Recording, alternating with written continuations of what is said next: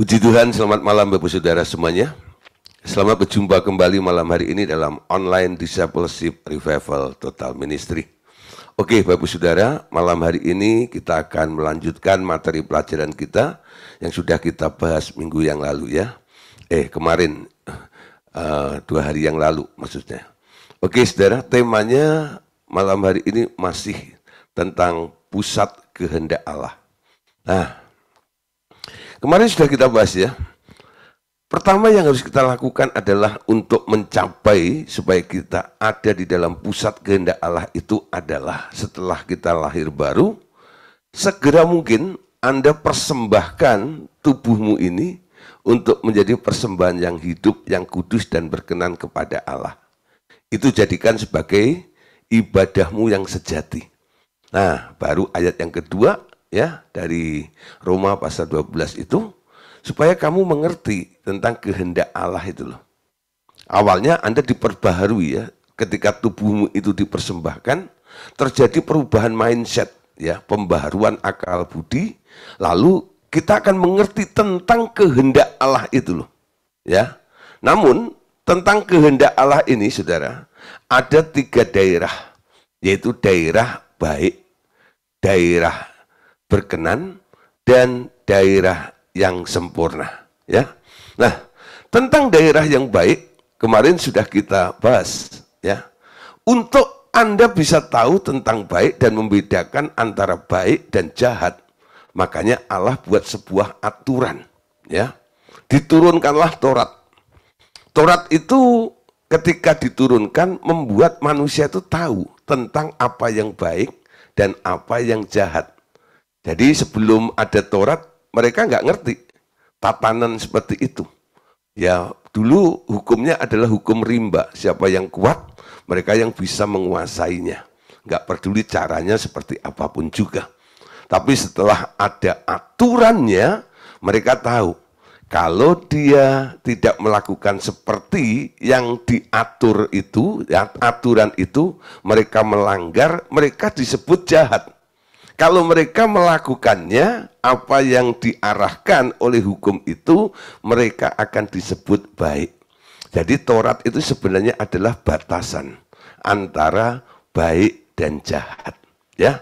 Namun saudara, kita tahu, walaupun manusia itu pengen berbuat baik, tapi karena ada namanya hukum dosa dan maut, tabiat di dalam diri manusia itu, upaya keinginan manusia untuk berbuat baik itu nggak pernah tercapai. Paulus berkata, di dalam hatiku, aku ingin melakukan yang baik. Tapi yang jahat itu sudah ada padaku. Sehingga keinginanku untuk berbuat baik itu nggak pernah tercapai. Sampai Paulus itu bohot ya. Dia berkata, cilaka, aku ini manusia cilaka. Siapa yang bisa melepaskan aku dari tubuh dosa dan maut ini? Namun akhirnya Paulus menemukan satu hukum yang baru, namanya hukum roh ya, hukum roh. Hukum roh itu memerdekakan Anda dari hukum dosa dan maut. Amin. Hukum roh itu memerdekakan Anda dari hukum dosa dan maut itu. Jadi hukum dosa dan maut itu ibaratnya seperti gaya gravitasi. Itu satu hukum bukan? Yang bunyinya adalah setiap benda kalau dilempar ke atas pasti jatuh. Manusia itu walaupun berupaya untuk berbuat baik, naik ke atas pun ujung-ujungnya pasti jatuh. Sehingga ada istilah sepandai-pandainya tupai melompat, pasti jatuh juga. Ya, nah manusia itu akhirnya capek ya. Lalu Tuhan datang ya kepada orang-orang yang capek ini, marilah kepadaku, hei kalian semuanya yang letih, lesu dan berbeban berat. Sini. Datanglah kepadaku. Aku akan memberikan kelegaan kepadamu ya. Nah, lalu mulai dididik, bukan dengan Taurat cara mendidiknya. Dengan cara apa? Disuruh belajar kepada Yesus loh. Nah, ketika orang belajar kepada Tuhan Yesus, mereka ada di daerah yuridiksi atau daerah hukum yang lain. Daerahnya Yesus itu adalah hukumnya adalah namanya hukum roh. Nanti Anda bisa melihat dalam Roma pasal 8 situ ya. bahwa hukum roh itu, kalau dalam TB Anda ya, Alkitab kita bahasa Indonesia itu langsung dipakai kata roh, ya. Nah, memerdekakan, sebenarnya yang memerdekakan bukan rohnya, hukumnya, ya. The law spirit, hukum roh itulah yang memerdekakan Anda dari hukum dosa dan maut itu loh. Hukumnya, amin. Nah, bagaimana orang bisa menang mengatasi hukum gravitasi bumi ini? Lalu ada orang boleh menemukan satu hukum namanya hukum aerodinamika, betul? Selalu bisa bikin besi terbang, saudara ya. Pesawat itu loh. Anda tahu pesawat itu berapa ton, saudara ya? Beratnya. Tapi kenapa bisa terbang ke sana? Ternyata orang mulai belajar dari burung, betul? Kenapa burung itu bisa? Makanya kalau Anda lihat pesawat itu mirip-mirip burung, ada sayapnya gitu ya, dan sebagainya. Belajar dari situ, menemukan satu hukum namanya hukum aerodinamika. Dengan hukum itu akhirnya manusia bisa terbang. Walaupun gaya gravitasi itu ada, tapi gaya gravitasi itu tidak pernah mempengaruhi orang yang ada di daerah hukum aerodinamika itu. Amin. Walaupun hukum dosa dan maut itu masih ada di bumi ini, saudara, ya. Namun kalau kita mau hidup di dalam roh, dipimpin oleh roh, ya, kita menggunakan hukum yang baru, yaitu hukum roh itu. Saya percaya, saudara, roh itu akan membawa Anda kepada seluruh kebenaran. Bukan Anda yang pengen benar, bukan Anda yang pengen baik, tapi roh itu ya membawa Anda. Tiap hari Roh Kudus itu akan menginspirasi, mengajak Anda untuk melakukan sesuatu yang memuliakan Tuhan, ceritanya gitu loh. Ya. Makanya Roh Kudus itu harus diaktifasi di dalam kehidupan kita supaya hukum roh itu terus ya bekerja dengan baik di dalam kehidupan kita semuanya ini. Amin. Nah, Bapak Ibu Saudara, setelah kita berjuang di daerah antara baik dan jahat tadi itu, ya, sekarang kita akan masuk malam hari ini, ya, kepada daerah yang kedua, saudara, ya, daerah yang kedua, daerah kehendak Allah yang kedua, namanya adalah yang berkenan, ya. Nah, yang berkenan.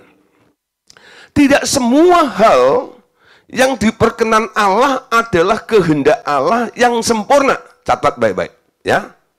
Tidak semua hal yang diperkenan Allah adalah kehendak Allah yang sempurna. Ada beberapa hal yang diusulkan oleh manusia dan mendapat perkenan dari Dia yang tidak berada pada kehendaknya yang sempurna. Saya sering menjelaskan ya tentang berkenan ini dengan satu ilustrasi begini. Ya, umpama ya, Anda punya anak yang baru masuk usia 17 tahun. Lah biasanya usia-usia begitu teman-temannya yang 17 tahun itu pada merayakan Sweet 17 ya. Nah, lalu mereka bikin party ya, pesta. Pestanya nggak mungkin siang, pestanya pasti malam ya. Nah, mungkin saudara Anda di rumah punya aturan. Ya, aturannya adalah semua yang ada di dalam rumah ini sebelum jam 10 malam ya, sebelum jam 10 malam sudah harus ada di rumah. Kalau enggak ada dapat pintu ya, dikunci biar tidur di luar. Nah, saudara, sehingga semua orang anggota rumah itu selalu pulang sebelum jam 10 malam itu. Nah, satu hari, saudara, anak Anda dapat undangan dari temannya, ya. Temannya mengadakan ulang tahun, ya, ulang tahun 17 ini, pesta, ya, Sweet 17. Lalu acaranya dimulainya 7:30, ya biasa kalau di Jakarta gitu. Nah, jam-jam begitu longgar lah mereka, ya. Nah, selesainya diperkirakan itu jam 10, ya. Nah, kalau selesai jam 10, ya, perjalanan dari tempat pesta itu pulang ke rumah kira-kira menempuh waktu berapa lama? Bisa setengah jam atau 3/4 jam atau bisa 1 jam ya. Nah, jadi artinya dia nanti akan sampai rumah jam 11 malam. Si anak itu bingung gitu. Wah, aturan di rumah harus jam 10 sudah ada di rumah ini. Lalu si anak ini ngomong sama maminya, "Mama, gitu. Ini gimana ini?" Gitu. Ada solusinya enggak ini? Ada solusinya enggak ini? Gitu. Emang kenapa? Itu loh teman saya mau bikin party, ya selesainya jam 10. Jadi saya pulang pasti lebih di atas jam 10. Papa bikin aturan bahwa di rumah ini ya semua harus sudah pulang sebelum jam 10 malam. Ini gimana ya? Nah, akhirnya si mamanya bilang, ya sudahlah. Nanti biar mami yang ngomong sama papi, ya gitu ya. Kamu pergi aja deh, gitu ya. Nah, betul, jam 10 itu papahnya ya cek semuanya. Isi rumahnya itu udah, anggotanya udah ngumpul semua atau belum? Pulang semua atau belum? Ternyata dia belum pulang. Kemana sih itu? Ya, nah saudara, lalu maminya bilang, oh dia menghadiri ulang tahun temennya. Ya, tapi kan ada aturan. Di sini jam 10 malam sudah masuk kan? Iya, gitu ya. Kan nggak sering-sering nih. Ini cuma sekali ini saja. Tadi dia juga bingung. Akhirnya saya mengizinkannya. Si mami ini bilang, ya udahlah, saya berkenan, kamu pergi, gitu loh ya. Kamu pergi, nggak apa-apa, nggak apa-apa. Ya, nah, saudara, akhirnya si papahnya memaklumi, sehingga ketika anaknya pulang jam 11 kurang begitu, dia pencet bel, ting tong gitu, sama papahnya dibukain pintu. Yuk, cepet-cepet masuk. Nah, saudara, aturannya jam 10 kan? Tapi yang bikin aturan itu ketika ada yang melanggar, gitu ya. Kenapa disuruh masuk juga? Kenapa nggak di stop, nggak boleh masuk? Kan harusnya jam 10 sudah ada di dalam rumah, betul? Nah, saudara, karena apa? Alasannya itu ya bisa dimengerti ya dan berkenan. Tapi itu kan nggak boleh sering-sering, bukan? Kan nggak boleh sering-sering ya. Nah, jadi boleh dihitung jari lah, saudara. Ya, kita ngerti sekarang ini ya. Orang pulang jam 10 ke atas, dia melanggar aturan, betul? Tapi dia nggak kena hukuman. Dia nggak kena hukuman ya. Kenapa? Karena dia mengusulkan, betul ya. Udahlah, ya tahu, paling nggak lebih dari jam 11. Ternyata usulnya itu diterima. Ya, tapi ini melanggar, amin. Masih di daerah melanggar, tapi diperkenan. Banyak orang Kristen itu kan mengejar perkenanan Tuhan, betul? Siapa yang masih doa puasa gitu ya? Lalu kau tanya, kenapa kamu doa puasa? Iya, supaya saya mengalami perkenanan Tuhan, gitu ya. Perkenanan Tuhan. Dulu saya pikir rohani banget loh itu ya. Tapi sekarang setelah mengerti pelajaran ini, prinsip ini, saya ngerti ya. Saya kadang-kadang nasihati dia. Ya, kenapa kamu minta perkenanan Tuhan? Kamu pasti punya usulan ya. Kamu pasti punya keinginan yang kamu sodorkan kepada Tuhan supaya keinginanmu itu disetujui oleh Tuhan, bukan? Ya. Jadi aku mau supaya Tuhan ACC. Hah? Kalau aku mau kemauan kita di ACC oleh Tuhan, itu artinya kita ada di daerah perkenanan Tuhan namanya. Ya. Tapi saudara, ini bukan kehendak Tuhan, bukan? Kehendaknya siapa? Kehendak orang itu. Nangkep ya? Kehendak orang itu. Jadi daerah perkenanan itu bukan kehendak Tuhan. Allah terpaksa Allah terpaksa menyetujui, berkenan ya atas usulan Anda karena pertimbangan-pertimbangan sedikit. Ya. Ya, Saudara, biasanya hal ini terjadi ketika Anda ada di daerah atau masa-masa yang disebut masa anugerah. Ya, nah, masa anugerah seperti ini telah disalahgunakan oleh orang Kristen dengan menganggap bahwa Tuhan harus selalu memenuhi keinginan dan permintaan doa mereka. Ya, jadi di masa anugerah Tuhan memberikan perkenanan ini selalu dimanfaatkan atau disalahgunakan oleh orang-orang Kristen, ya, dengan menganggap berharap bahwa Tuhan harus selalu memenuhi keinginan dan permintaan doa mereka. Amin. Nah, saudara, Anda tahu, sebenarnya ketika kita berdoa, doa yang diajarkan Tuhan Yesus itu sebenarnya doa yang apa? Anda tahu ketika murid-murid Tuhan Yesus minta diajarin berdoa. Tuhan Yesus nggak ajarin doa Yabes yang top itu loh. Kiranya Engkau memberkati aku melimpah, limpah, limpah, limpah, limpah, limpah, limpah. Wah, doa Yabes itu saudara, ya dong, itu kalau dikhotbahkan gitu ya, yang datang tuh sampai gereja nggak muat, betul? Karena apa? Doa yang menerobos, ya dong, doa yang dijawab oleh Tuhan, ya dong. Apa yang aku mau, Tuhan berkenan dan Tuhan mengabulkannya. Semua orang suka sekali diajar itu. Tapi ketika Tuhan Yesus, ya, murid-muridnya minta untuk diajarin cara berdoa, dia tidak mengajarkan, Tuhan Yesus nggak mengajarkan doa Yabes.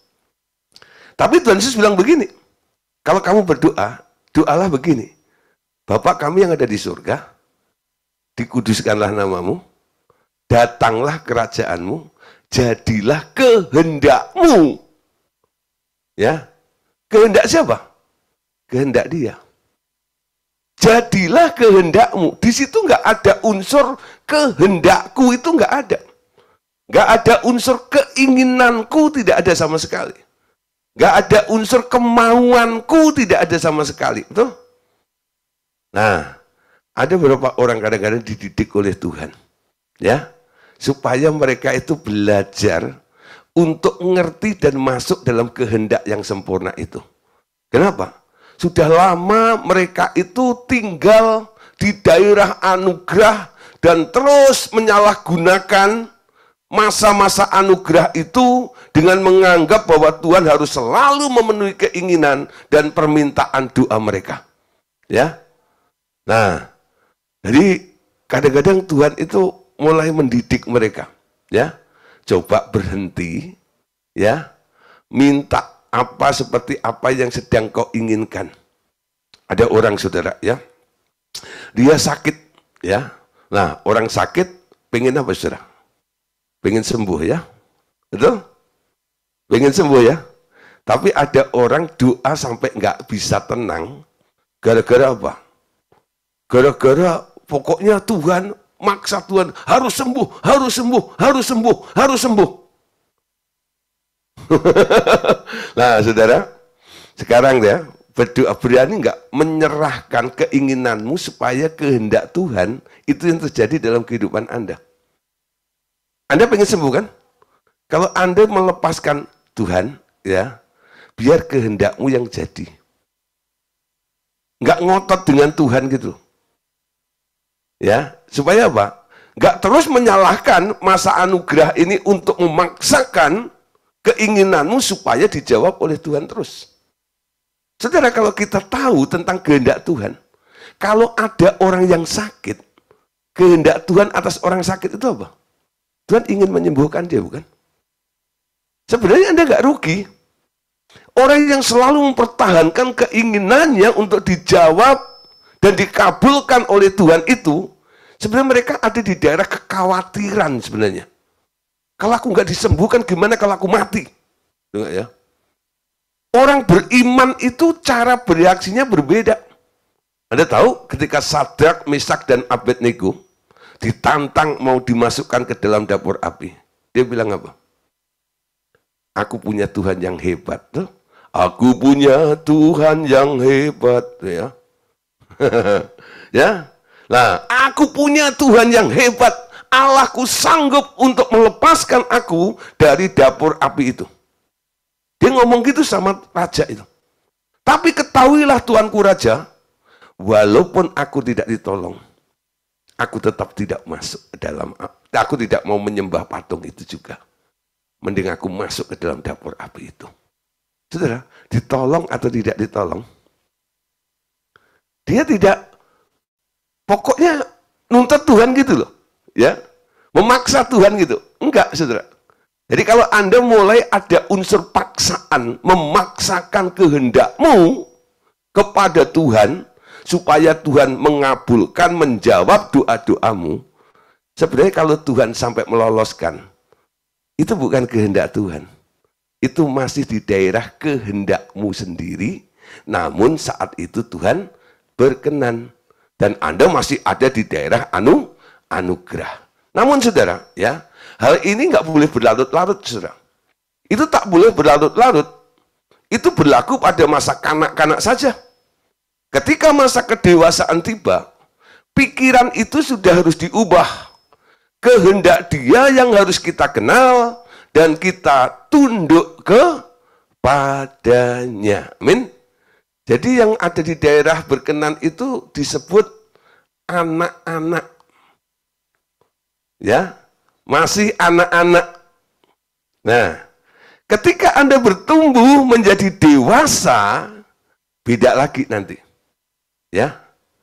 Jadi orang dewasa itu bukan mempertahankan haknya. Orang yang sudah dewasa itu sekarang dituntut kewajibannya. Amin. Kalau anak-anak biasanya masih boleh mempertahankan haknya, betul? Hak untuk dapat uang saku, betul ya? Hak untuk dibiayai sekolahnya, betul? Ya. Nah, hak untuk dikasih makan sama orang tuanya, betul? Tapi kalau udah dewasa, beda lagi. Haknya udah mulai hilang. Sekarang dia harus menjadi orang yang punya tanggung jawab. Betul? Tanggung jawab. Nah, untuk Anda bisa membuktikan sebuah tanggung jawab, nilai tanggung jawab di dalam diri Anda itu, sekarang Anda harus nurut sama orang yang mengatur hidup Anda. Betul?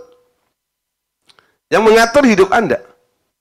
Nah, ketika Anda ikutin orang yang mengatur hidup Anda, ya, arahannya ini dan itu dan semuanya, baru di situ nanti ada nilai. Oh, orang ini tanggung jawab. Yakobus 4, Saudara, ayat 13 sampai ayat yang ke-15. Jadi sekarang, hai kamu yang berkata, hari ini atau besok kami berangkat ke kota Anu, dan di sana kami akan tinggal setahun dan berdagang serta mendapatkan untung. Sedang kamu tidak tahu apa yang akan terjadi besok. Apakah arti hidupmu? Hidupmu itu sama seperti uap yang sebentar saja kelihatan, lalu lenyap. Sebenarnya, kamu harus berkata, jika Tuhan menghendakinya, kami akan hidup dan berbuat ini dan itu. Nah, saudara, Yakobus itu orang berhikmat, saudara. Ya, dia memberikan nasihat. Kalau engkau punya rancangan, hari ini atau besok kami akan berangkat ke kota Anu, di sana kami akan tinggal setahun, dan ini dan itu dan sebagainya. Ya, punya plan, punya rancangan itu. Lalu kita sertakan Tuhan biasanya kalau orang rohani, ya Tuhan, kiranya Engkau menyertai, ya, dan menolong semua apa yang akan aku lakukan ketika nanti aku tinggal di kota itu. Aku mau, nah, lakukan ini, lakukan itu, kiranya Tuhan Engkau memberkati dan membuat kami sukses. Betul? Doanya kan begitu ya. Tapi Yakobus bilang, ayat 15-nya, sebenarnya kamu harus berkata, perhatikan ini, ya. Sebenarnya, jadi ayat 13-14 itu, ya, ini bicara tentang kemauan Anda, betul? Nah, Yakobus menasihati kita, ayat 15. Sebenarnya kamu harus berkata, jika Tuhan menghendakinya, kami akan hidup dan berbuat ini dan itu. Masuk dalam kehendak Allah. Hilangkan semua rancangan plan dalam kehidupan Anda itu. Ya, Pak, kalau nggak punya rancangan, nggak punya plan gimana? Kalau Anda nggak tahu kehendak Allah, nggak punya rancangan, nggak punya plan, ya kayak orang hun-hun. Ya. Betul ya? Nah, tapi saudara, kalau Anda berani melepaskan semuanya karena Anda tahu apa yang Tuhan mau dalam kehidupan Anda, itu beda. Betul? Anda tukar keinginanmu dengan kehendak Tuhan yang harus terjadi di dalam kehidupan Anda. Amin. Rajin-rajin cari kehendak Tuhan. Paulus mengingatkan dalam Efesus ya, 5:17 bunyinya apa? Jangan kamu bodoh. Hendaklah kamu mengerti kehendak Allah. Orang yang nggak ngerti kehendak Allah itu identik dengan orang bodoh sebenarnya. Kenapa bodoh? Membangun dasar dari pasir, ya. Tapi orang yang ngerti kehendak Allah dan melakukannya, kata Tuhan Yesus, ibaratnya seperti orang yang membangun rumah di atas batu karang. Punya dasar, punya alasan. Kalau ditanya, Pak Among, kenapa Pak Among lakukan ini dan itu? Kenapa Pak Among buka usaha ini dan itu? Jawabannya cuma satu. Tuhan yang suruh. Ya, punya alasan. Karena kehendak Allah atas diriku seperti itu.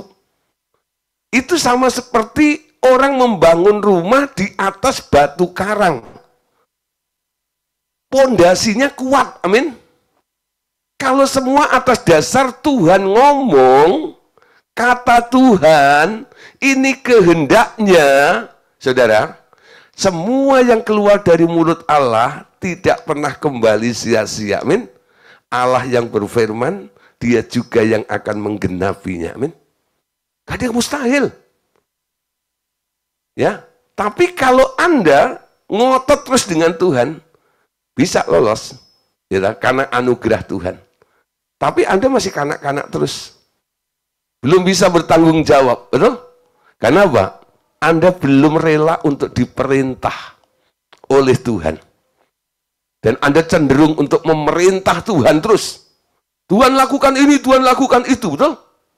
Itu kan anak-anak begitu. Pak, tolong ini, Pak, tolong itu. Walaupun pakai kata tolong, sama aja sebenarnya itu memerintah, bukan? Nangkep ya? Ya, kalau si anak nggak pakai kata tolong, itu, Pak, ini loh. Wah, ini anak kurang ajar ya. Tapi kalau pakai kata tolong, sebenarnya memerintah nggak? Perintah juga, gitu ya. Minta tolong, perintah ya. Nah, kita kadang-kadang gitu, Tuhan tolong saya ini dan itu. Sebenarnya Anda sedang memerintah Tuhan itu. Bukan Anda diperintah oleh Tuhan, amin. Berhenti merintahin Tuhan terus, betul. Wah Pak, itu ngapain sih ngomong begini, keras banget hari ini. Ya. Biarin. Supaya ditarik dari daerah baik dan jahat, ya, dikeluarkan dari daerah baik dan jahat. Nah, malam hari ini saya akan keluarkan Bapak Saudara dari daerah berkenan. Tujuannya apa? Supaya Anda masuk, ya, pada pusat kehendak Allah. Pusat kehendak Allah itu yang disebut yang sempurna. Amin. Kehendak Allah itu yang sempurna. Kenapa? Karena ia yang memanggil kita untuk menjadi imam-imamnya, maka ketaatan sepenuhnya kepada kehendaknya adalah tuntutannya yang mutlak harus dipenuhi. Kehendak kita sendiri harus ditundukkan di bawah kehendak Dia. Amin. Nah, Dia memanggil Anda, mau dijadikan imam-imamnya Allah. Dicari nilainya. Nilainya apa? Anda harus jadi orang taat, saudara. Ketaatan sepenuhnya Anda kepada Tuhan Itu hal yang mutlak yang harus Anda penuhi.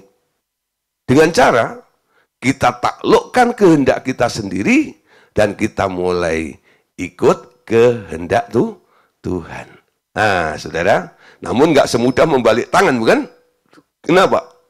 Namun karena sifat daging manusia yang selalu memberontak terhadap dia, maka kehendak daging ini sama sekali tak mungkin ditundukkan kepadanya. Jalan satu-satunya, saudara, untuk menundukkan keinginan-keinginan dagingmu itu adalah dengan menyalibkan daging dan segala keinginannya di kayu salib. Salib itu diberikan Tuhan kepada setiap pribadi untuk masing-masing menyalibkan keinginan dan tabiatnya. Amin. Nah, jadi semua keinginan-keinginan dagingmu itu harus disalibkan di kayu salib. Salib yang mana? Salib yang mana? Halo? Ada 2 buah salib, bukan? Salib yang pertama adalah salibnya Yesus. Itu memutus atau memisahkan kita dari sistem dunia. Amin. Nah, salib yang kedua itu yang harus dipikul oleh Anda setiap hari, ya ini, ketika Anda pengen, lalu Anda bilang, enggak, betul? Itu namanya salib, amin? Keinginanmu dipotong oleh keinginan Allah. Tiap hari, memang Anda masih hidup, masih muncul keinginan.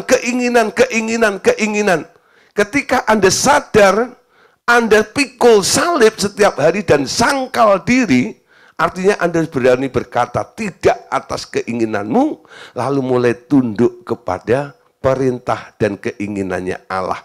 Sehingga Allah boleh melihat, wow, Pak Joni sekarang jadi orang taat ya. Dulu paling banyak ngerecokin aku. Ya. Dikit-dikit Tuhan tolong ini, Tuhan tolong itu, Tuhan tolong. Ya. Bukan tolong lagi. Ya, ngomongnya sedikit keren, colong. Oh Tuhan, colonglah kami. Ya, wah gitu ya. Ada orang doa pakai bahasa Indonesia tapi agak sedikit di apa? Dialeknya agak Inggris sedikit gitu ya. Oh Tuhan, colonglah kami. Gitu. Tuhan colonglah. Nah, ya, dulu itu ngetren zaman-zaman ya waktu kami keluar kitab dulu, kami bergaul dengan orang-orang dari lulusan STT Tawangmangu ya. Di sana itu Om Sam Sukota, istrinya itu Tante Carol itu orang New Zealand ya. Nah anak-anaknya si Laura segala macam itu ya namanya anaknya bule gitu ya, ngomong bahasa Indonesia ya gitu ya. Oh Tuhan colonglah gitu. Murid-muridnya semua ikut-ikut. Oh Tuhan colonglah gitu. Jadi ngetren. Wah gitu ya. Nah sekarang kita tidak lagi ya jadi orang-orang yang terus melolong-lolong di hadapan Tuhan. Amin. Ya. Bukan kita tidak butuh Tuhan, bukan. Kita tetap butuh Tuhan. Ya. Butuh Tuhan untuk memerintah atas hidup kita. Amin. Tentang masalahmu itu sudah di-cover oleh Tuhan. Pasti. Sekarang kita masuk dalam kehendak Allah itu loh. Tundukkan keinginanmu ya, masing-masing itu, tundukkan di bawah kehendak Dia itu loh. Mulai belajar ya, sedikit demi sedikit. Amin. Nah, nanti Anda akan lihat cara Anda berdoa nanti beda sekali. Sebelum Anda berdoa, Roh Kudus sudah menginspirasi Anda. Apa yang harus didoakan itu? Roh itu akan membantu Anda dengan keluhan-keluhan yang tak terucapkan, betul ya? Dia akan menginspirasi Anda, apa yang perlu Anda ucapkan. Caranya gitu. Karena apa? Enggak muncul dari otakmu. Munculnya dari hati nuranimu itu terus itu. Ya, kalau munculnya dari sini ini, wah, saudara, ini kalkulasi, betul ya? Untung rugi, betul ya? Disertai kekhawatiran ini dan itu. Tapi kalau dari sini damai mengalir dalam hidupmu, beda sekali nanti. Coba mulai belajar, doa itu munculnya dari sini loh. Bukan dari sini. Ya, apa yang ditaruh oleh Tuhan, bunyikan. Tuhan, taruh hatimu di dalam hatiku. Nanti dia akan ngomong banyak. Ya, taruh isi hatimu di dalam hatiku Tuhan. Aku mau ngerti kehendak-Mu. Ku mau mengikuti kehendak-Mu ya Bapa. Ku mau selalu menyenangkan hatimu. Jreng, jreng, jreng. Oh, ya. Wah, nyanyinya pinter itu ya. Tapi pada kenyataannya apa? Tetap Tuhan colonglah tadi. Nyanyinya sih gitu ya. Tuhan, ku mau mengikuti kehendak-Mu gitu ya. Ya. Tapi ya toh, masih ada di dalam ambisi keinginannya. Matius 7 ayat 21. Baca sama-sama. Bukan setiap orang yang berseru kepadaku Tuhan, Tuhan akan masuk ke dalam kerajaan surga, melainkan dia yang melakukan kehendak Bapakku yang di surga. Ya, Anda tahu ayat ini, ya. Kenapa Tuhan sampai bilang, bukan orang yang berseru kepadaku Tuhan, Tuhan akan masuk ke dalam kerajaan surga. Hanya orang yang melakukan kehendak Bapakku. Tuhan itu bilang, kalau Anda baca dari ayat 19-nya, ya, nanti pada akhir zaman, banyak orang komplain kepada Tuhan. Tuhan, bukankah aku yang telah bernubuat demi nama-Mu? Bukankah aku yang menyembuhkan orang sakit demi nama-Mu? Bukankah aku yang mengajar pemuridan setiap hari itu? Ya, bukankah aku yang ini dan itu gitu ya? Lalu Tuhan bilang, aku akan berterus terang. Aku tidak kenal engkau. Hei, kamu pembuat kejahatan. Loh, kok jahat? Kalau nyolong jahat benar. Dan nyembuhin orang sakit bernubuat, betul nggak? Khotbah. Lah kok dibilang jahat? Lalu dikatakan bukan setiap orang yang berseru kepadaku, yang pakai namaku, enggak ya? Ketika orang mendoakan kan dalam nama Yesus, bukan bim salah bim, abrak ketabrak becak, bukan. Dalam nama Yesus, betul? Sembuh, betul ya? Bernubuat, berbahasa roh, berkarunia, banyak yang di situ. Tapi Tuhan bilang, ya, hanya orang yang melakukan kehendak Bapakku, itu yang berkenan. Melakukan kehendak Bapak. Kalau yang Anda kerjakan bukan kehendak Bapak, itu nggak ada nilainya. Dan itu cenderung dipandang jahat, betul? Loh, bukan saya yang ngomong. Enyah, pembuat kejahatan. Siapa yang dibilang jahat itu? Yang ngaku bernubuat dalam nama Yesus, betul? Yang ngaku menyembuhkan orang sakit dalam nama Yesus, betul? Tapi kenapa jahat? Karena melakukannya atas ide gagasannya sendiri. Bukan disuruh Tuhan. Nah, dari ini sekarang saya mulai belajar. Untuk apa? Setiap dalam pelayanan, saya mulai tanya sama Tuhan, Tuhan, iki piye? Tuhan ada apa dengan orang itu? Biar apa? Tuhan menginspirasi saya. Dan apa yang dikatakan oleh Tuhan, itu yang saya lakukan untuk orang itu. Kalau kemauan saya sendiri, kalau saya lihat orang sakit di depan saya, sebagai manusia, sebagai hamba Tuhan, apa yang harus saya lakukan? Saya berjuang dengan urapan yang kuat. Saya tangking penyakit itu, betul?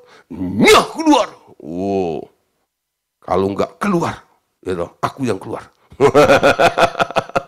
Nah, saudara, bayangin saudara, dengan kekuatan luar biasa untuk begitu. Kelihatannya luar biasa, bukan? Nah, tapi kalau enggak disuruh Tuhan, ya jangan lakukan. Supaya apa? Nanti ketemu Tuhan, Anda enggak bingung dengan jawaban dia. Saya nyembuhin orang sakit kok dibilang jahat, kenapa Tuhan? Karena aku enggak suruh. Tapi kan dia sakit, betul. Bukan saya enggak mau menyembuhin dia, tunggu waktuku. Kenapa harus nunggu waktunya Tuhan?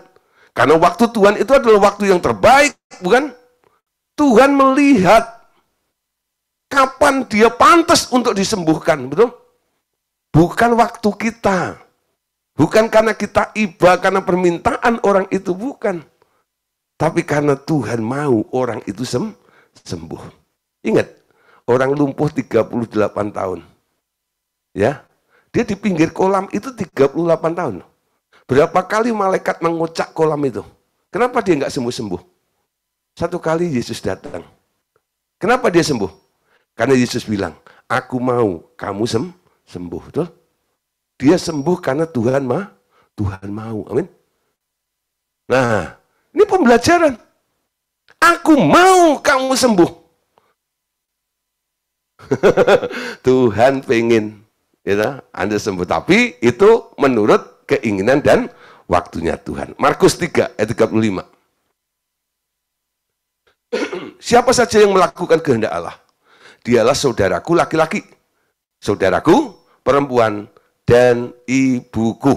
Nah, saudara, yang melakukan kehendak Allah disebut saudaranya Yesus. Ya, saudaranya Yesus. Jadi satu kali Yesus itu hilang, ya. Lalu maminya nyari. Lalu ada yang kasih kabar, kasih tahu ke Tuhan Yesus. Itu ibumu ada di luar, nyari kamu. Ketemu sama maminya, bilang gitu. Dia bilang apa? Itu loh ibumu. Siapa saudaraku? Siapa ibuku? Ya. Nah, siapa yang melakukan kehendak Allah, dialah saudaraku laki-laki, saudaraku perempuan, dan ibuku. Anda mau jadi saudaranya Yesus? Mau? Mau jadi saudaranya Yesus? Anda mau diakui jadi saudaranya Yesus? Cuma satu caranya. Lakukan seperti apa yang Yesus lakukan. Kalau Anda melakukan seperti Yesus melakukannya, Anda jadi saudaranya Yesus. Amin. Anda saudaranya Yesus. Jadi dilihat dari apa? Dari perbuatannya. Apa yang diperbuat oleh Yesus? Yesus melakukan sesuatu kalau dia disuruh sama Bapaknya. Ya, sama-sama nyembuhin orang sakit, belum tentu saudaranya Yesus. Kenapa? Beda versi, betul? Yesus ditanya oleh ahli Taurat, atas dasar apa kamu nyembuhin orang sakit? Bapak menyembuhkan, anak menyembuhkan. Polanya itu.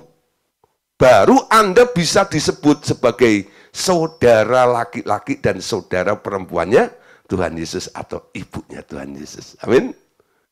Nah, ya, saya pernah bikin khotbah Brother Jesus. Intinya seperti ini sih.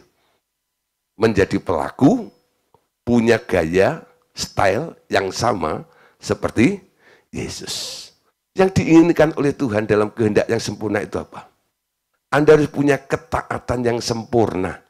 Amin. Nah, ketaatan yang sempurna. Ketaatan yang sempurna adalah mutlak dituntut dari seorang imam Allah agar ia dapat dijadikan representatif Yesus Kristus atau manifestasi dari Yesus. Ketaatan yang sempurna menjadi syarat sebelum seseorang diizinkan Tuhan menjalankan hukuman terhadap kedurhakaan di dunia ini.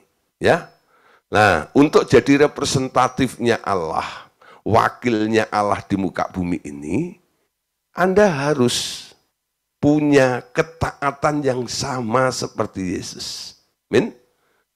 Ketika Anda taat, Anda boleh melakukan penghukuman loh. 2 Korintus 10 ayat 6. Perhatikan ayat ini.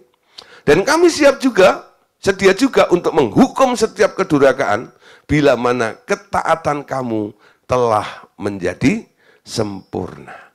Ada beberapa orang yang diizinkan oleh Tuhan untuk menghukum. Siapa coba? Siapa coba? Dalam perjanjian lama ada. Dia diizinkan menghukum bukan hanya satu orang, tapi menghukum dunia. Siapa itu? Nuh. Lupa. Yang menghukum dunia itu kan Tuhan, bukan. Anda baca dalam kitab Ibrani. Karena iman, Nuh menghukum dunia itu, betul? Iman itu apa sih? Iman itu percaya dan taat, amin.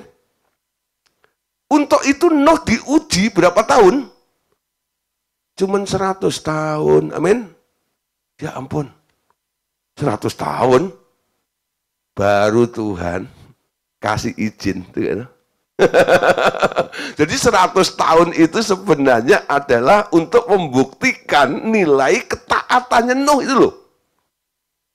Ya, ketika ketaatannya sudah sempurna, Nuh boleh menjalankan penghukuman atas bumi ini. Nuh masuk ke dalam bahtera itu. Ini waktunya, ini saatnya. Dunia harus dihukum.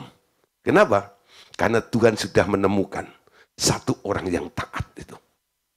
Sekarang banyak orang yang hidupnya aja belum taat, tapi sok menghukum orang lain tuh, menghakimi orang lain ini dan itu. Padahal ya Alkitab bilang balok di mata nggak nampak, selumbar di lautan nampak, betul? Kesalahan orang kecil aja gitu, nampak langsung, gitu ya. Padahal dianya sendiri lebih parah. Nah, saudara, sampai Tuhan bilang, jangan menghakimi.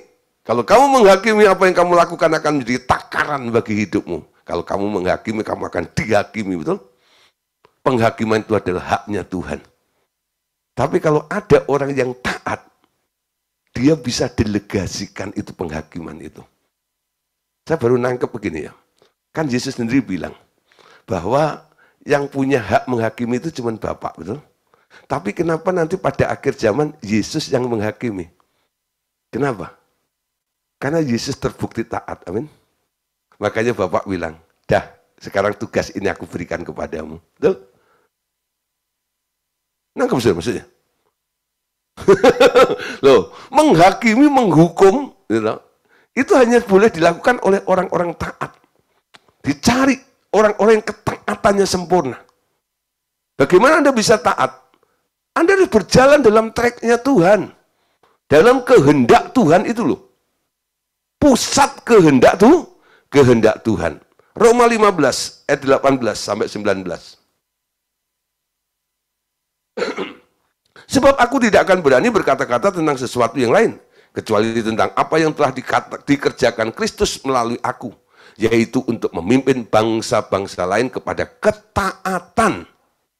Dengan perkataan dan perbuatan, dengan kuasa tanda-tanda ajaib dan mujizat-mujizat, dan dengan kuasa Roh Kudus.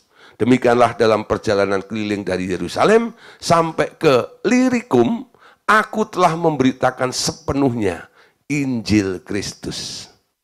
Jadi misi pelayanan Paulus itu apa? Memimpin bangsa-bangsa lain kepada ketaatan. Amin. Dosa membuat manusia nggak taat. Kenapa? Orang berdosa itu karena ngikutin kemauannya si iblis yang nggak taat itu loh. Ditransfer sifat nggak taat itu loh. Ketika Anda lahir baru, sekarang ada benih ilahi di dalam dirimu yang membuat Anda nggak bisa berbuat dosa. Alias Anda bisa taat. Amin. Jadi yang disebut nggak berbuat dosa itu karena taat. Ya, taat pada firman, taat pada kehendak Allah. Nah, saudara, walaupun Tuhan Yesus sudah ada di dalam hatimu, dan menurut Yeskiel pasal 36 ayat 26, ketika orang percaya dicuci dengan air hidup, lalu diberi hati yang baru, betul? Supaya apa? Halo? Diberi hati yang baru supaya apa? Supaya apa? Supaya bisa taat, amin. Supaya bisa taat. Dan dijauhkan dari hati yang keras. Yang selalu bantahan dengan Tuhan itu. Maunya sendiri itu. Hati yang baru sudah diberikan. Hati yang baru kau berikan. Hati yang baru. Siapa di sini sudah mendapatkan hati yang baru itu? Tapi Anda tahu, saudara. Walaupun Anda punya hati yang baru, hati lamamu itu kan masih ada juga. Ketika Allah memberikan hati yang baru kepada Anda, hati lamamu nggak dicopot. Sekarang kita punya dua hati. Makanya kalau jalan hati-hati. Dua. Ya. Hati lama dan hati baru. Hati baru itu tulus. Amin. Karena itu hatinya Yesus sebenarnya. Nah, tapi hatimu, saudara, ini kalau nggak cepat dipensiunkan dini, betul nggak ya? Saya sering pakai ilustrasi anjing hitam sama anjing putih dulu ya. Kalau diadu menang mana? Menang yang dikasih makan tuh ya. Anjing itu kalau nggak dikasih makan terus lama-lama mati sendiri gitu loh. Nah, hati lamamu itu nanti nggak punya kerjaan alias jobless loh. Ketika apa? Keinginannya selalu Anda abaikan. Kalau Anda mulai terus ngikuti hatimu yang lama, hati manusia itu kata firman, ya, hati manusia itu licik, ya, liciknya hati, ya, sebab utama dari kegagalan untuk mencapai ketaatan yang sempurna adalah masalah kelicikan hati manusia. Walaupun seseorang telah dilahirkan baru oleh Roh Kudus, namun hati manusia itu masih licik. Amin. Nah, apa bedanya cerdik sama licik, saudara? Banyak orang kadang-kadang nggak ngerti, ya. Dipikir cerdik sama licik itu sama. Enggak. Tuhan katakan, hendaklah kamu cerdik seperti ular, betul? Anda harus cerdik. Anda harus lebih cerdik daripada orang-orang dunia. Tapi Anda nggak boleh licik. Licik itu apa? Akal bulus. Ya. Nah. Akal bulus ya. Nah, licik mencari keuntungan ini dan itu ya, mencari kesempatan untuk ini dan itu sebagainya. Itu licik namanya. Kelicikan hati. Hati manusia itu licik. Amin. Tapi hatinya Yesus enggak licik. Amin. Nah, jadi sekarang ada dua hati ya dalam dirimu. Hatimu licik, hatinya Yesus enggak. Hatinya Yesus enggak pernah cari untung. Hatimu yang suka cari untung. Kalau enggak untung, moh. Ya. Kalau enggak untung, moh. Tapi hatinya Yesus bilang, aku nggak perlu hormat dari manusia. Betul ya? Asal aku bisa berkenan kepada Allah, mendapat hormat dari Bapa, itu cukup bagiku. Amin. Nah, lanjut saudara. Mungkin pikiran dan niat hati Anda telah ditundukkan kepada Tuhan. Dan Anda telah menyerahkan diri sepenuhnya kepadanya. Namun, liciknya hati ini akan sewaktu-waktu mencari kesempatan-kesempatan yang menguntungkan diri Anda sendiri tanpa merasa perlu bertanya lagi kepada Tuhan, apakah itu boleh dilakukan atau tidak. Ya. Nah, jadi selalu orientasi itu daerah untung. Ya. Cuan. Ya. Kalau mau cuan enggak. Ya. Nah, pokoknya cari untung terus gitu ya.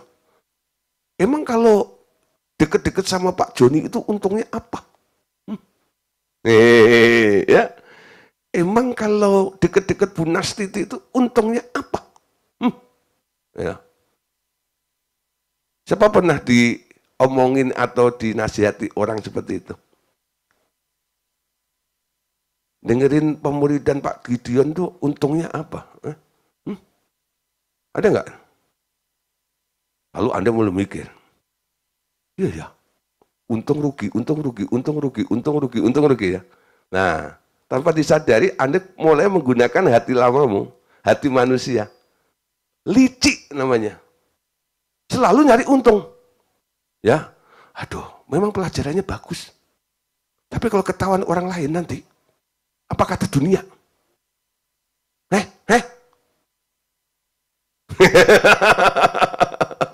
Dulu saya spekulasi juga pernah ikut Pak Andreas ya. Senang saya. Pelajarannya bagus, saya dapat terus setiap hari ya. Pelajaran kalau Pak Andreas khotbah dengan ada yang baru ini. Dia ada poin-poin yang gini kalau macam gitu. Tapi sudah konsekuensinya juga ada. Saya ditinggalin teman-teman saya.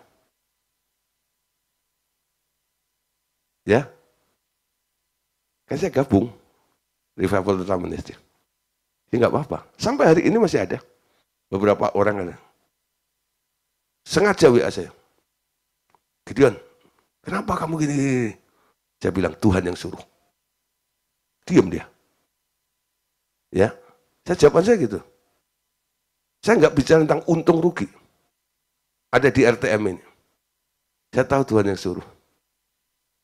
Karena saya nanya Tuhan, mana yang harus saya bantu? Waktu saya harus masuk, ambil RTM. Tuhan bilang, bantu yang nggak ada orangnya. Waduh, saya tahu itu RTM.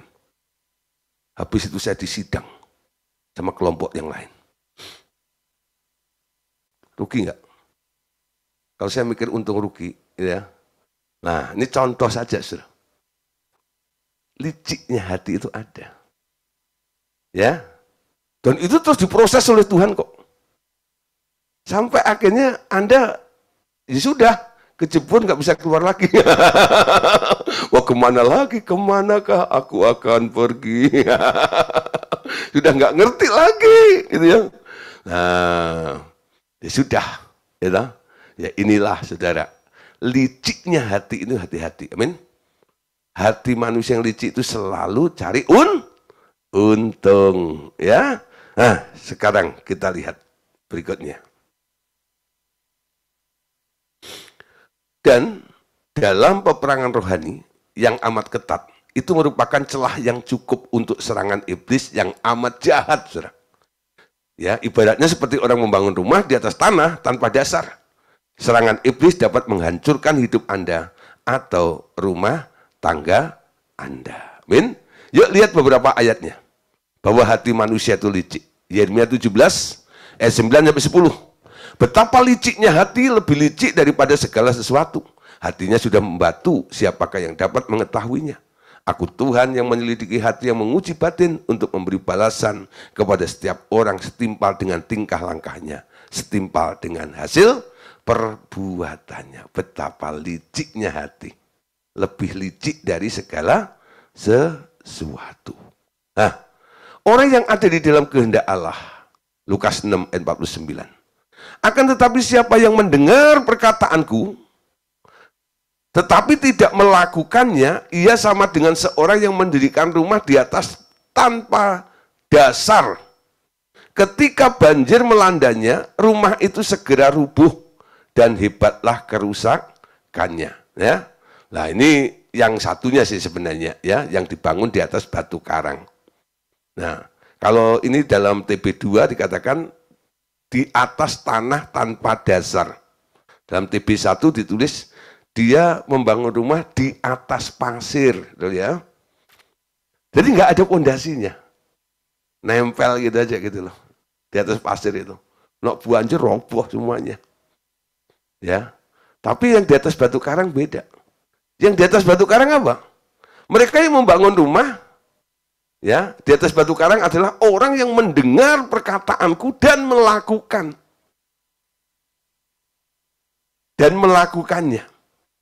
Jadi semua itu atas perintah Tuhan. Amin.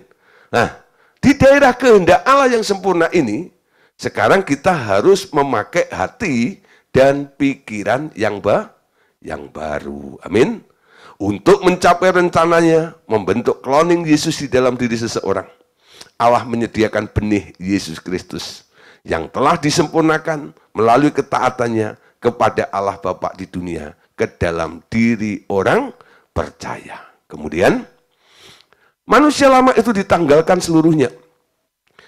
Agar hanya kloning Yesus itu yang menjelma sepenuhnya. Di dalam kloning Yesus itu telah ada hati yang baru dan pikiran yang baru. Persoalannya sekarang tinggal bagaimana menyingkirkan yang lama agar yang baru itu muncul sepenuhnya. Amin. Yang menjadi persoalan apa? Soal benih sudah ada dalam dirimu kan? Karena Yesusnya ada di sini. Yesus yang mana? Yesus yang sudah teruji ketaatannya itu loh. Tapi persoalannya sekarang bagaimana menyingkirkan hati lamamu itu.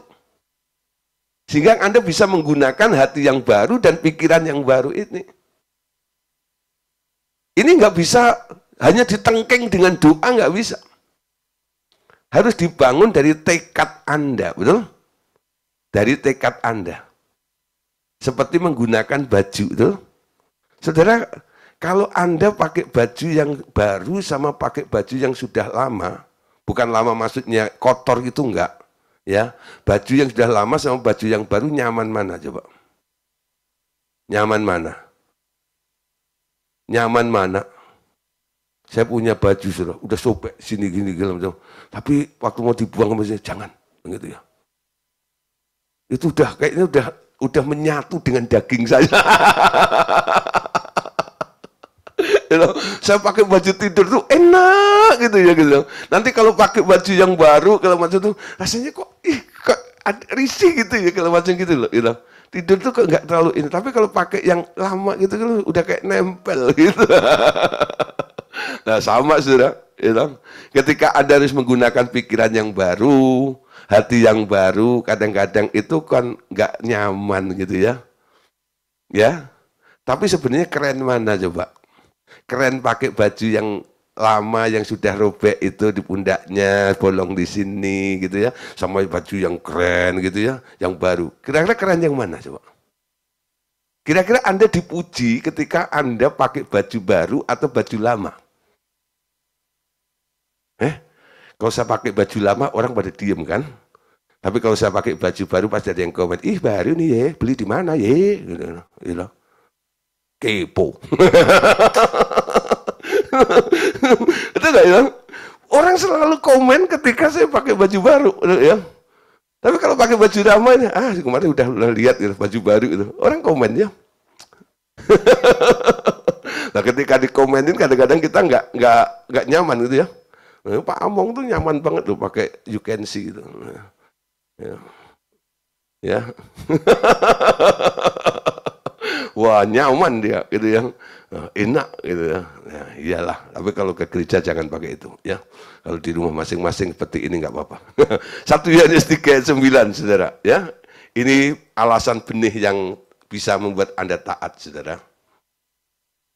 Setiap orang yang lahir dari Allah tidak berbuat dosa lagi sebab benih ilahi tetap ada di dalam dia dan ia tidak dapat berbuat dosa karena ia lahir dari Allah.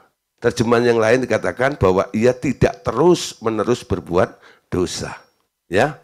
Nah, enggak langsung, tapi paling enggak itu kadarnya mulai berkurang. Lama-lama tidak dapat berbuat dosa karena Anda sudah tidak menggunakan pikiran dan hati yang lama. Amin. Nah, Saudara, perhatikan Yohanes dengan konsekuen memakai definisi ini. Anak Allah adalah orang yang dipimpin ya, roh. Roma 8:14. Ia pasti tidak dapat berbuat dosa. Tetapi yang mengaku anak Allah tapi tak dipimpin roh tentu selalu dapat berbuat dosa. Amin. Gak semua anak Allah loh. Anak Allah yang dipimpin oleh roh, mereka yang gak berbuat dosa. Tapi kalau mereka tetap hidup dalam daging, dia walaupun ngaku jadi anak Allah, dia tetap berbuat dosa. Ya. Sehingga terjadilah yang namanya Yesus blaster. Amin. Nangkep ya? Yesus blaster. Nah, binatang apa yang blaster itu? Itu jerapah. Oh, jerapah apa? Bukan. Oh, zebra, ya, zebra, jerapah, ya, zebra, you know? Nah, hitam putih, hitam putih, hitam putih, hitam putih gitu loh ya. Nah, jangan jadi Yesus blaster. Biarkan Yesus itu utuh, ya, nampak di dalam dirimu. Manusia lamamu itu benar-benar hilang semuanya, lenyap, ya. Kenapa? 2 Korintus pasal 5 ayat 17. Jadi siapa yang ada di dalam Kristus, ia adalah ciptaan baru, yang lama sudah lenyap atau berlalu. Sesungguhnya yang baru sudah datang. Apa itu yang lama? Yang lama itu adalah egosentris. Dan apa yang baru? Yang baru adalah kristosentris, menghidupi Yesus. Hidup di dalam Yesus. Hidupmu sendiri tidak ada lagi. Ya. Anda bisa berkata seperti Paulus, hidupku bukannya aku lagi, tetapi Kristus yang ada di dalamku. Efesus pasal 4, ayat 22-24. Yaitu bahwa kamu berhubung dengan kehidupan kamu yang dahulu harus menanggalkan manusia lama yang memenuhi kebinasaannya oleh nafsunya yang menyesatkan, supaya kamu dibarui di dalam roh dan pikiranmu. Ya, di dalam roh pikiranmu sebenarnya, bukan roh dan pikiranmu. Ya, dibarui dalam roh pikiranmu dan mengenakan manusia baru yang telah diciptakan menurut kehendak Allah dan di dalam kebenaran dan kekudusan yang sesungguhnya. Jadi Anda itu didesain ulang, diciptakan menurut kehendak Allah. Ada di dalam track kehendak Allah ini loh. Yaitu di dalam kebenaran dan kekudusan yang sesungguhnya. Ya. Nah, oleh karena itu, saudara, untuk masuk dalam kehendak Allah yang sempurna, pusat kehendak Allah itu, pastikan Anda dipimpin roh. Amin. Setiap orang yang mengikut Tuhan Yesus harus belajar dipimpin oleh Roh Kudus. Artinya, setiap hari mau bertanya kepada Tuhan Yesus apa yang ia kehendaki dan melakukannya dengan pertolongan Roh Kudus. Jadi dua hal ini yang perlu kita perhatikan. Ya, supaya kita masuk dalam kehendak Allah, pusat kehendak Allah itu, Anda harus belajar dipimpin oleh Roh Kudus. Yaitu setiap hari mau bertanya kepada Tuhan Yesus apa yang ia kehendaki. Dan lakukan dan biarkan apa yang dia kehendaki itu Roh Kudus nanti yang akan menolong melakukannya, mengerjakannya. Ya, bukan kekuatan Anda sendiri. Tanya sama Tuhan. Nah, walaupun sejak seorang menerima Tuhan Yesus di dalam hatinya, sudah menerima status sebagai anak Allah. Tetapi ia baru benar-benar anak Allah bila hidupnya memang dipimpin oleh Roh Kudus.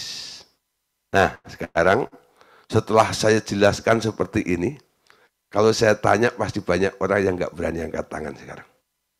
Siapa di sini anak Allah?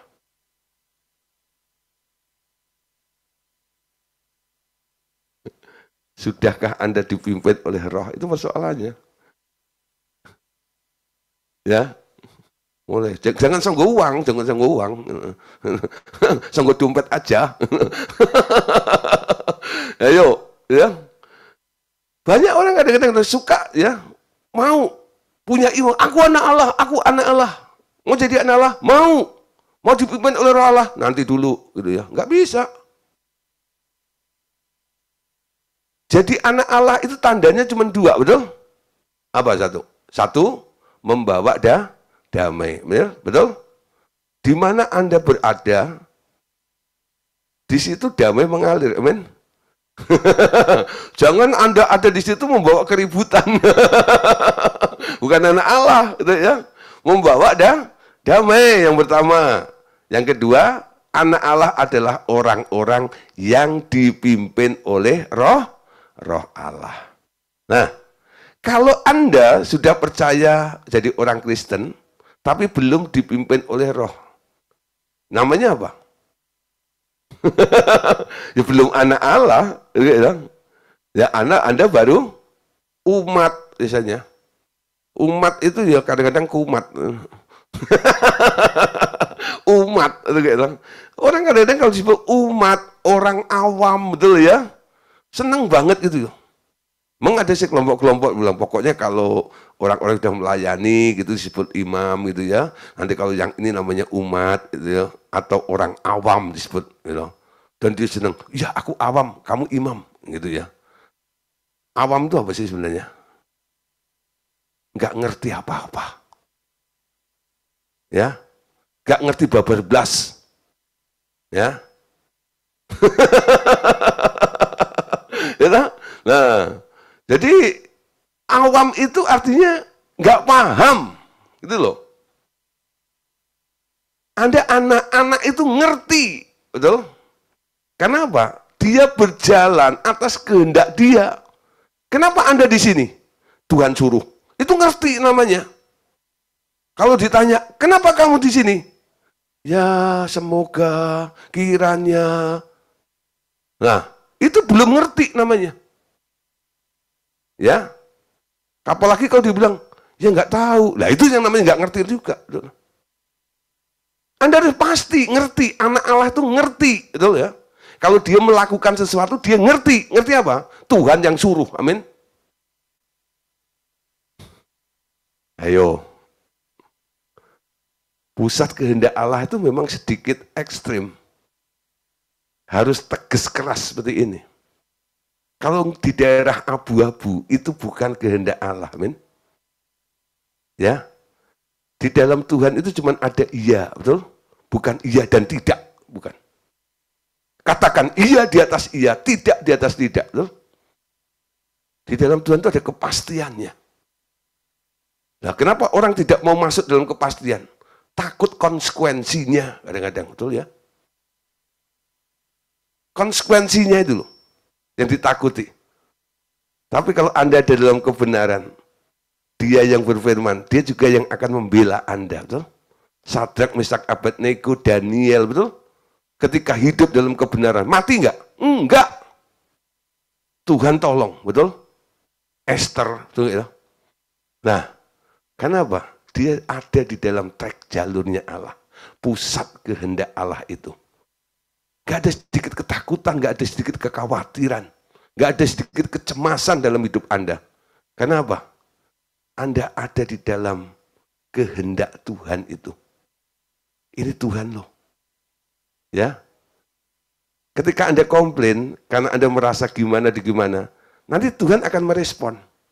Tapi kalau kehendakmu sendiri, lalu Anda komplain dengan Tuhan, kira-kira jawabannya apa? Kalau saya nih jadi Tuhannya, saya bilang, gitu. Ya, lu yang pengen kok, gitu. Betul nggak? Sebenarnya Tuhan juga ngomong begitu, cuman Anda nggak dengar. Benar bukan nggak dengar, pura-pura nggak dengar. Kebanyakan orang Kristen begitu, betul nggak? Nah, nekatnya luar biasa, ya. Itu benar-benar ya, nekatnya itu. Galatia 5, 25 sampai 26.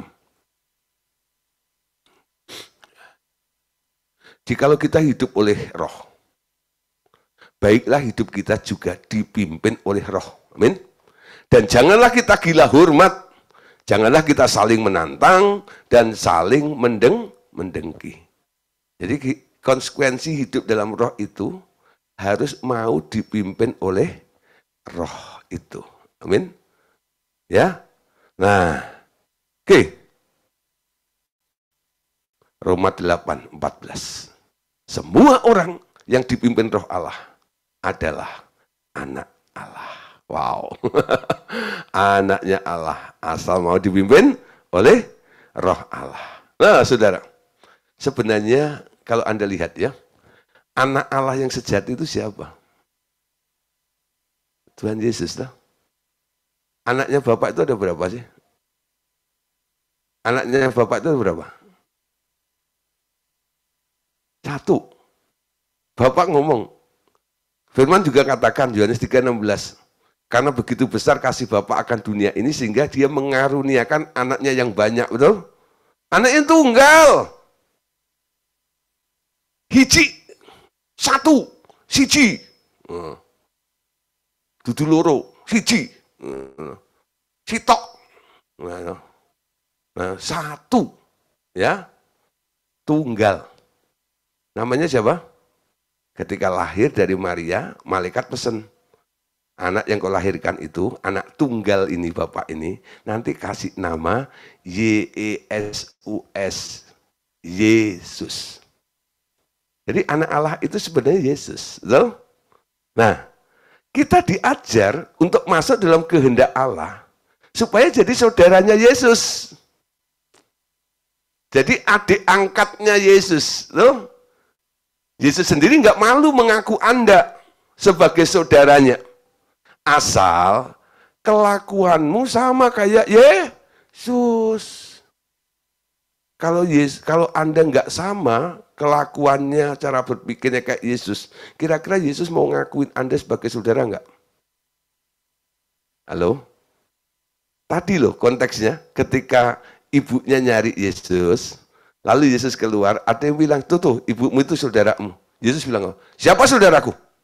Saudaraku ialah orang-orang yang melakukan kehendakku. Kehendak Bapa. Dia adalah saudaraku laki-laki, dia saudaraku perempuan, dia adalah ibuku. Dia mau mengakui Anda sebagai saudara. Kalau Anda mau melakukan kehendak Bapak seperti Yesus melakukan kehendak Bapaknya. Kalau Anda nggak pernah melakukan kehendak Bapak, jangan ngaku jadi saudaranya Yesus. Ya, walaupun pernah saya ajarkan, ya Yesus itu adalah kakak tua kita, lalu kita bisa bilang kohde, gitu, Kang Mas, gitu ya. Nah, Big Brother, gitu ya, sama Yesus. Memang harapannya ke sana. Tapi sekarang kembali, ketika Anda ngaku dia sebagai saudara Anda, apakah kira-kira Tuhan Yesus mau mengakui Anda atau enggak? Nah, ini tegas ya. Ini bukan hanya hiburan-hiburan. Saudara, kalau Anda rajin ke gereja, pokoknya nanti Anda jadi saudaranya Tuhan Yesus. Tanpa ada sesuatu yang berubah dalam kehidupan Anda. Ya. Paling tidak, Anda harus mirip kayak Yesus, betul? Menjadi seperti Yesus. Amin. Menjadi seperti Yesus. Nah, ini menjadi tujuan terakhir. Adalah agar Anda sempurna, diubah menjadi serupa dengan anak Allah yang satu itu, yang tunggal itu, yakni Tuhan Yesus Kristus. Amin. Filipi pasal 2 ayat 5 sampai 7. Hendaklah kamu dalam hidupmu bersama menaruh pikiran dan perasaan yang terdapat juga dalam Kristus Yesus, yang walaupun dalam rupa Allah tidak menganggap kesetaraan dengan Allah itu sebagai milik yang harus dipertahankannya, melainkan telah mengosongkan dirinya sendiri dan mengambil rupa seorang hamba dan menjadi sama dengan manusia. Ya, jadi kayak Yesus, saudara. Ya, nah, saudara, apa yang dilakukan Yesus? Walaupun dalam rupa Allah, tidak menganggap kesetaraan dengan Allah itu sebagai milik yang harus dipertahankan, melainkan telah mengosongkan dirinya sendiri dan mengambil rupa seorang hamba dan menjadi sama dengan manusia. Lalu apa yang kita lakukan? Kalau Yesus, walaupun dalam rupa Allah ya, sekarang kalau untuk kita, Anda kan manusia ya, yang walaupun dalam rupa manusia, tidak menganggap kesetaraan dengan manusia atau keadaan manusiawi Anda itu sebagai milik yang harus dipertahankan. Amin. Melainkan telah mengosongkan dirinya sendiri dan mengambil rupa menjadi anak Allah, menjadi sama dengan Allah. Oh, gitu ya. Kalau Yesus mengosongkan dirinya dari kealahan, Anda sekarang mengosongkan apa? Kemanusiaanmu, betul ya? Tiap hari mulai pengakuan iman. Siapa bilang saya manusia? Omong kosong. Saya adalah anak Allah. Amin. Awalnya kayak anak, lama-lama kayak bapaknya dong, itu ya. Mulai menyadari bahwa Anda bukan manusia lagi, amin. Siapa bilang saya manusia? Omong kosong. Saya adalah anak Allah yang sedang diubah menjadi serupa dengan Bapa sempurna nanti. Wah, targetnya sampai ke situ. Mungkin dalam benak Anda pikir, Pak, ini terlalu tinggi, Pak. Mana mungkin bisa seperti itu? Kalau dia yang pengen, nggak ada yang mustahil. Betul? Kalau Anda yang pengen, nggak boleh. Dia pengen Anda menjadi serupa dengan dia, amin. Itu boleh. Itu bedanya iblis dengan manusia. Manusia ketika diciptakan, idenya Allah apa? Dibuat menjadi serupa dengan Allah, bukan? Iblis yang nggak ada ranah ke situ, dia pengen jadi seperti Allah. Kalau hari ini Anda mau jadi seperti Allah, diubah sempurna, kudus seperti Allah. Lalu ada orang bilang, hati-hati loh. Itu Lucifer dulu, gara-gara pengen jadi kayak Allah, dibuang. Konteksnya kamu nggak ngerti.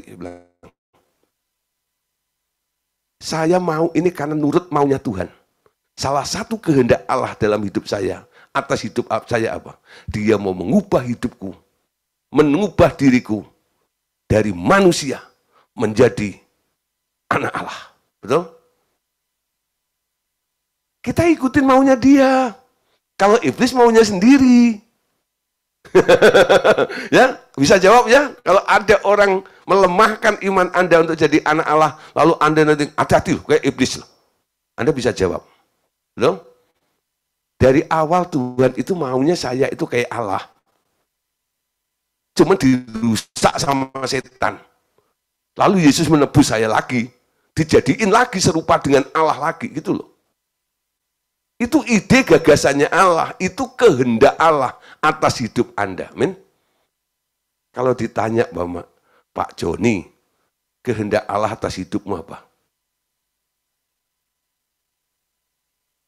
Bingung ya, mikir, waduh, apa ya Pak? Bentar Pak, tak doa puasa dulu Pak. Bentar Pak. Ya. Ini gampang satu. Anda ikutin aja pola dasarnya. Kehendak Allah atas hidupmu apa? Saya diubah untuk menjadi serupa dengan Dia. Ya, nah dimulai dari situ. Caranya, minta Roh Kudus memimpin Anda setiap hari. Peganglah tanganku Roh Kudus, ya. Roh Kudus, Tuhan Yesus selalu chatting dengan surga, chatting dengan Bapa, chatting dengan Tuhan Yesus, chatting dengan Roh Kudus, membuat Anda akan ngerti apa yang Dia mau lakukan atas hidup Anda. 1 Korintus 6 ayat 17. Tetapi siapa yang mengikatkan dirinya pada Tuhan, menjadi satu roh dengan Dia. Nah, kalau Anda mengikatkan diri Anda kepada dunia, Anda akan jadi seperti dunia. Roma 8:29.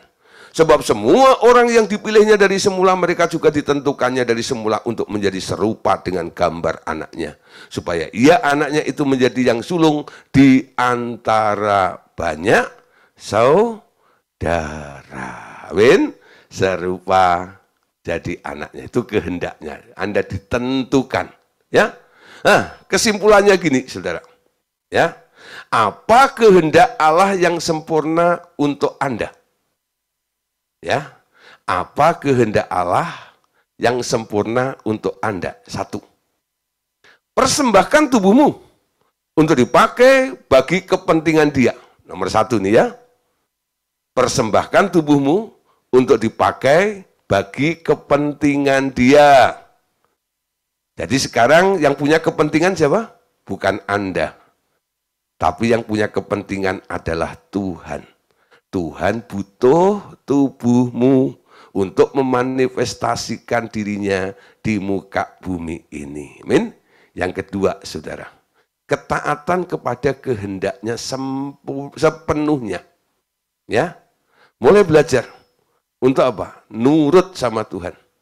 Taat kepada kehendaknya, ya sepenuhnya. Nggak pakai nawar. Amin. 3.